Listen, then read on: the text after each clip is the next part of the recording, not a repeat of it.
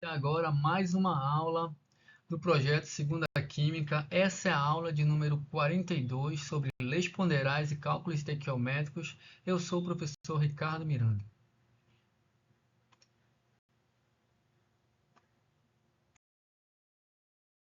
Estequiometria é uma extensão dos cálculos e reações químicas. E nós podemos ver que nessa reação acontece a mistura entre o nitrato de chumbo 2 com o iodeto de potássio, que ao reagirem entre si formam um composto amarelo, que é o iodeto de chumbo 2 mais o nitrato de potássio. As substâncias que estarão sendo misturadas são os reagentes e se encontram antes da seta que indica a transformação. Nós podemos destacar aqui essa seta que indica que os reagentes estão se transformando no produto, que é o iodeto de chumbo 2 e o nitrato de potássio. Além disso, é muito importante também nós mencionarmos, é importante ser mencionado que a estequiometria é, na verdade, um termo que vem da junção do Stoichkon com o metron, que é a medida de elementos, ou seja, o cálculo da quantidade de substâncias. No processo de fabricação de vidro, como nós podemos pegar aqui uma das etapas, o carbonato de sódio reage com o carbonato de cálcio. Além disso, há também a reação com 6 moles de dióxido de silício, transformando-se em um composto que é, na verdade, a combinação de todos esses reagentes que já é conhecido como vidro. Se nós observarmos na reação entre 106 gramas de carbonato de sódio com 100 gramas de carbonato de cálcio e 276 gramas de dióxido de silício, nós vamos ter um total de 482 gramas de reagente. E no cálculo da quantidade de produtos formados, nós vamos ter que ocorre a formação de 394 gramas desse composto, que é a composição do vidro, e 88 gramas de dióxido de carbono, que na verdade também é um total de 482. Ou seja, a estequiometria é baseada na lei de Lavoisier, onde a quantidade de massa de reagentes e produtos permanece inalterada. Nós podemos observar isso por meio dessa exemplificação de formação da estrutura do vidro, que é um tipo de utensílio doméstico e utensílio industrial, e utensílio que é muito utilizado no nosso dia a dia, né? Temos muita dependência do vidro. Além disso, nós podemos fortalecer e relembrar que a lei de Lavoisier é conhecida como a lei da conservação da massa, onde nós temos a reação, como exemplo aqui, de 2 moles de H2 reagindo com 1 mol de O2, formando como produto 2 moléculas de água. E nós podemos verificar que um total de 4 gramas de H2, ao reagir com 32 gramas de O2, vai formar um total de 36 gramas de água. Isso indica que as substâncias elas poderão sofrer alterações, mas a sua massa, a sua essência em quantidade, não sofre alteração. Os elementos podem se recombinar, mas a massa, a quantidade, não sofre alteração. E isso é a lei da conservação da massa, que diz que a massa de produtos e reagentes em uma reação química não sofre alteração. E para nós também fortalecermos mais o aprendizado de estequiometria, é muito importante trabalhar com a lei das proporções definidas. Eu vou exemplificar de uma forma bem simples aqui, conhecida como lei de Proust, onde o carbono mais o oxigênio formam, reagindo entre si, o gás carbônico. Se nós usarmos 12 gramas de carbono e 32 gramas de oxigênio, o total de CO2 formado é 44. Se nós alterarmos a quantidade para 24, ou seja, o dobro do experimento inicial, nós vamos ter a necessidade de também alterar na mesma proporção. A proporção alterada foi de aumentar 2 vezes. Então, o O2 é necessário que se faça também a alteração na mesma proporção de 2 vezes. E o gás carbônico vai sofrer também um aumento na mesma proporção de 2 vezes. A lei das proporções definidas indica que se uma substância está sofrendo alteração na quantidade utilizada para reagir, todas as outras deverão sofrer a alteração na mesma proporção, que é uma proporção já definida. Ok? Aí nós vamos perceber que quando nós temos uma reação química, quando nós reagirmos aqui uma molécula de N2 com 3 moléculas de H2, ocorre a formação de 2 moléculas de NH3. Isso nós podemos ver por meio da reação. Uma molécula de N2 reage com 3 moléculas de H2, formando como produto 2 moléculas de NH3. Essa reação ela poderá ser representada por várias formas de grandezas. Uma delas é a mais conhecida como mol, que é a quantidade de matéria, né? Quantidade de substância. E nós vamos indicar essa quantidade de mols utilizando o coeficiente que balanceia a equação química. Para o N2, nós vamos dizer que nós temos aqui 1 mol de N2, enquanto que o H2 nós temos 3 mols, e para o NH3 nós temos 2 mols.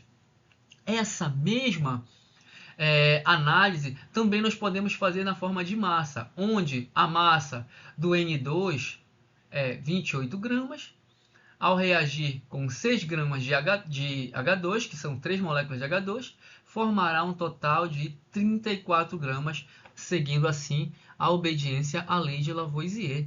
Né? Também nós podemos utilizar a quantidade que é a constante de Avogadro, representada como número de moléculas, onde nós temos aqui 1 mol refere-se a 6,02 vezes 10 a 23. 3 moles é 3 vezes esse valor de 6,02 vezes 10 a 23, que vai dar 18,06 vezes 10 a 23. Enquanto que 2 moles vai ser um total de 12,04 vezes 10 a 23. E por fim, nós podemos também representar por volume molar, que equivale a 1 mol. Então, 1 mol equivale a 22,4. 3 moles é 22,4 vezes 3, que equivale a 67. E 2 moles é 22,4 vezes 2, que é 44,8. Então, a estequiometria nos permite usar as relações que estão diretamente envolvendo as grandezas, como o mol, que 1 mol é 6,02 vezes 10 a 23, assim como 1 mol está diretamente envolvendo a massa e também o volume molar para gases da CNTP de 22,4. Como exemplo, nós temos aqui 1 mol de CO2 contém 6,02 vezes 10 a 23 moléculas de CO2. 1 mol de CO2 ocupa 22,4 litros na CNTP, 0 graus Celsius e 1 atm, e tem a massa de 44 gramas de CO2, tá? 44 gramas por mol. E essas são as formas de nós representarmos a molécula ou a substância, tá? Assim utilizada na reação. E para fazer somente um reforço, nós podemos lembrar que quando se tratar de volume molar, esse volume molar ele equivale a 22,4 na CNTP.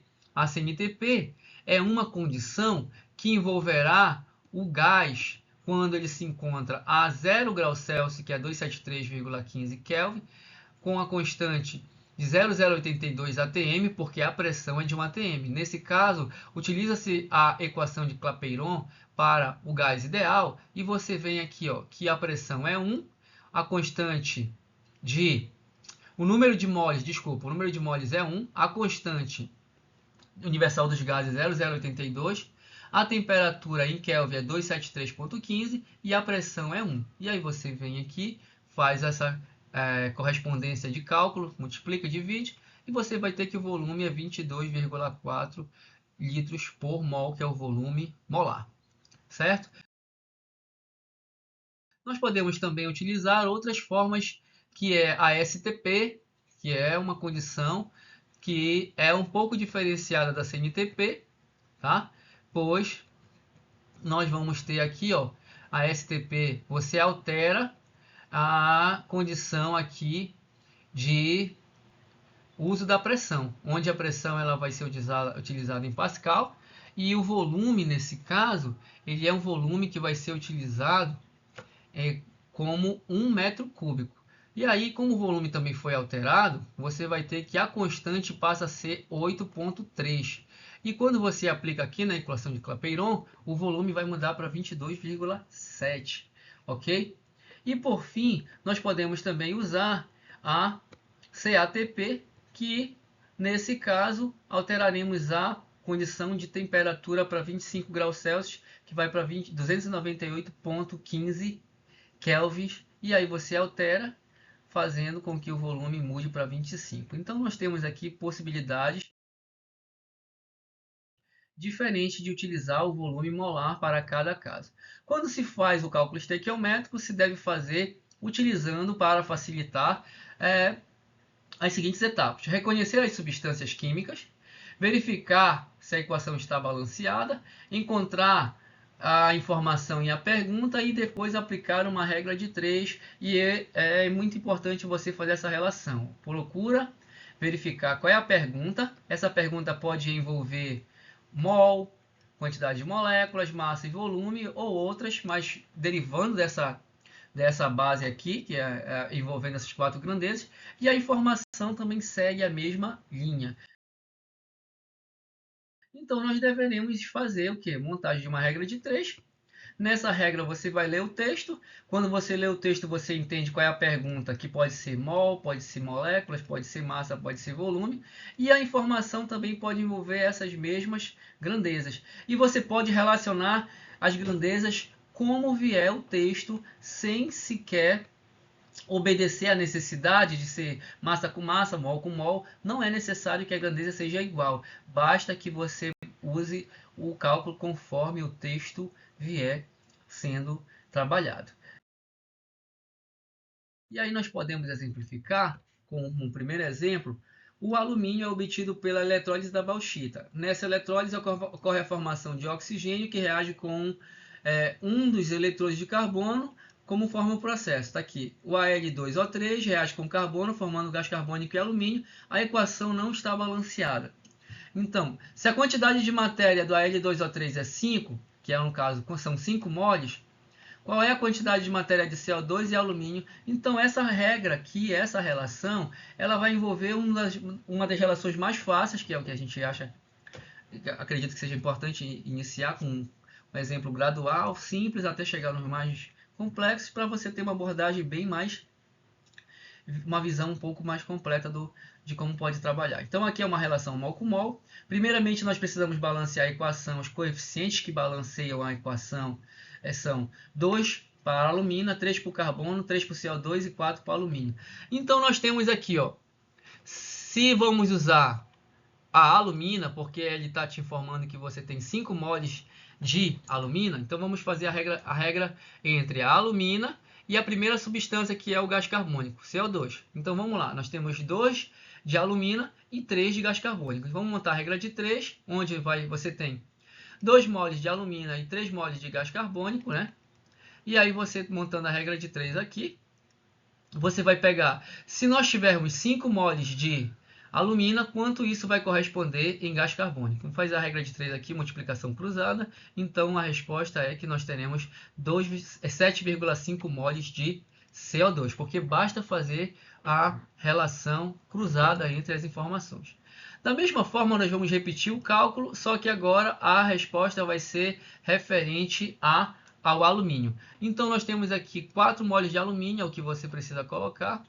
4 moles de alumínio. Então 5 moles, que é a informação que está aqui, vai ser quanto que vai ser a pergunta. Então nós vamos ter agora uma outra resposta, que vai ser referente ao alumínio, que corresponde a 10 moles de alumínio. Nesse caso, a resposta para essa questão é que, se você estiver utilizando 5 moles de alumina, você terá como informação de resposta 7,5 moles de gás carbônico e 10 moles de água. A resposta deu letra C. Vamos dar continuidade, resolvendo agora uma outra questão que vai envolver outra relação. Na primeira questão, nós vimos a relação entre mol com mol, e agora nós vamos observar uma relação de massa com massa. Para isso, nós vamos verificar aqui, de acordo com o texto, nós temos que o hipoclorito de sódio tem propriedades bactericidas e alvejantes, sendo utilizado para cloração de piscinas e é vendido no mercado consumidor como solução aquosa de água sanitária, cândida, que boa, etc. Para fabricá-lo, reage-se gás cloro com soda cáustica por meio da reação. Gás cloro reagindo com soda cáustica, formando cloreto de sódio, hipoclorito de sódio e água. A massa de soda cáustica, que é o NaOH, necessária para obter 149 kg de hipoclorito, então nós vamos fazer um cálculo envolvendo massa com massa. Para isso, se você vai fazer o cálculo de massa com massa, a primeira coisa a ser feito é observar a reação. Então, essa reação ela já se encontra balanceada. E nós iremos fazer um cálculo envolvendo a relação da soda cáustica, que é o NaOH, como está sendo mencionado no texto, que é o NaOH, e o hipoclorito. Sendo que nós temos a necessidade de descobrir a massa de soda cáustica, para 149 kg de hipoclorito que foi mencionado que existe no recipiente formado, né? Então, para isso, quando o cálculo envolve massa, é necessário se fazer a retirada da massa molar de cada substância. No caso da substância que está sendo mencionada nesse momento é o hidróxido de sódio. Então nós vamos tirar a massa do hidróxido de sódio. A massa do hidróxido de sódio é 23 vezes 1, porque aqui nós temos apenas um sódio, enquanto que o oxigênio é 1 vezes 16 e o hidrogênio é 1 vezes 1, totalizando a massa de 40 gramas por mol. Como o hipoclorito também se trata de massa, porque a informação é massa, nós vamos tirar também a massa do hipoclorito. O Na é 23 vezes 1, o 23 ele vem da tabela periódica, é a massa molar do sódio. O Cl tem massa molar 35,5 vezes 1, nós temos só um cloro. E o oxigênio é 16 vezes 1, que vai dar um total de massa de 74,5. Agora nós vamos montar a regra de 3, pegando o coeficiente que existe no NaOH e multiplicar pela massa molar que acabamos de calcular. Isso também você vai fazer para o NaClO, que é o hipoclorito. Só que o coeficiente do hipoclorito é 1, então fica 1 vezes a massa molar que acabamos de calcular, 74,5. E por fim, na segunda linha, você vai ter que colocar a informação que foi informada no texto, né? O que veio no texto, e também a pergunta. Nesse caso, a nossa informação é 149 kg e nós vamos ter que a pergunta é para o NaOH. Isso você faz a multiplicação cruzada entre os dados que foram colocados na regra de 3 simples e você faz a multiplicação de modo que nós teremos a quantidade de massa de 160 quilos de NaOH. É muito importante se saber que quando a relação é massa com massa, não é preciso se fazer alteração da unidade, pois nós temos aqui gramas com quilos. Como a relação é massa com massa, eu posso manter gramas e quilos, sendo que a minha resposta vai ser na mesma grandeza, a mesma unidade que nós tivemos a informação. Se nós usamos o quilo, a resposta vai ser em quilos. Por isso que nós temos aqui 160 quilos de NaOH.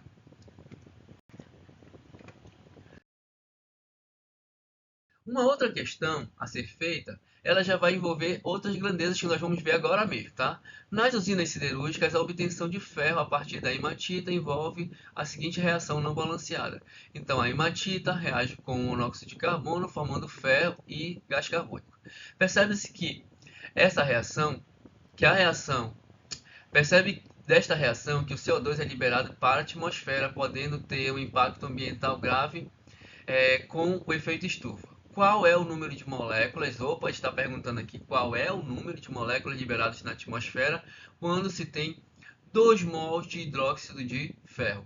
Então, nesse caso, não tem cálculo de massa, é uma relação entre o número de moléculas, que é o CO2, e o número de mols, né? Então, nós vamos aqui pegar primeiramente a reação.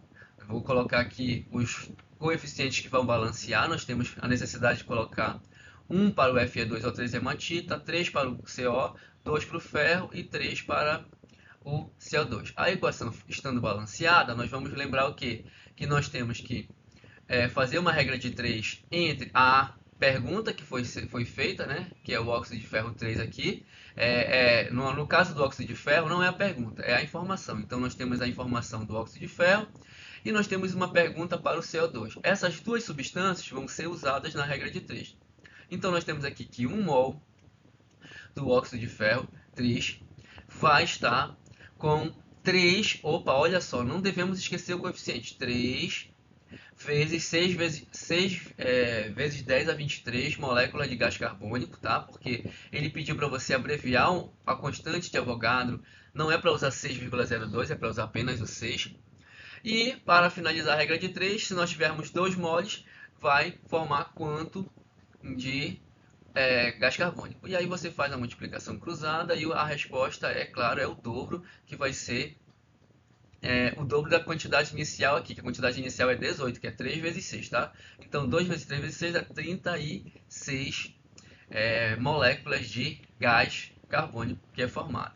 Então, essa relação ela já fez uma regra de 3 envolvendo o mol com a constante de Avogadro.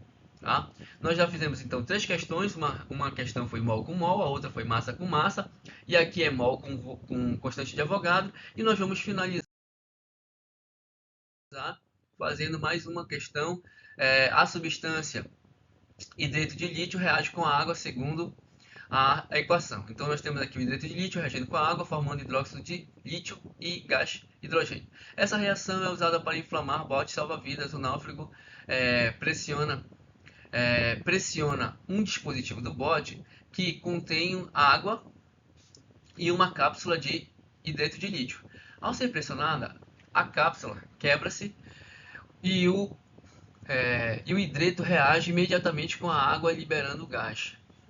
Calcule a quantidade de matéria. Opa, de novo, quantidade de matéria é mol, né? Nós temos que trabalhar com quantidade de matéria necessária para inflar 252 litros. Então, nós vamos ter uma regra de 3 entre quantidade de matéria e volume. Primeiramente, nós temos que pegar a reação, verificar se existe necessidade de balancear. Essa equação já se encontrava balanceada, porque nós temos a quantidade igual de elementos. E aí nós vamos usar o que? A pergunta. A pergunta é sobre o hidreto de lítio, que é essa substância, hidreto de lítio. E a informação é sobre a quantidade de inflar um bote. Quem é o gás que vai inflar o bote? É o gás hidrogênio. Então, o gás que vai inflar o bote é o H2. Então, nós temos a informação do H2. E aí você vem aqui e faz a regra de 3. 1 mol de hidreto de lítio está para 1 vezes, já que a informação é sobre volume, você vai usar o volume molar, que é 22,4 na CNTP. Aí nós vamos verificar. Se houver 252 litros, quanto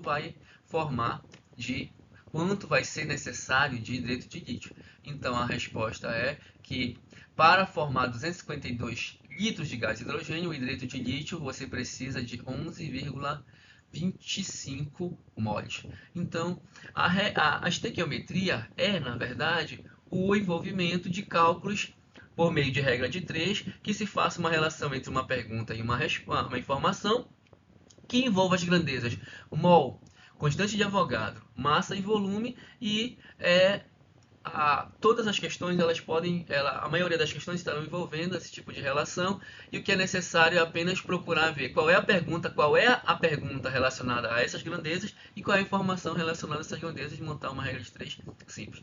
Então eu finalizo a aula por aqui. Eu quero agradecer a todos que estão dando a sua atenção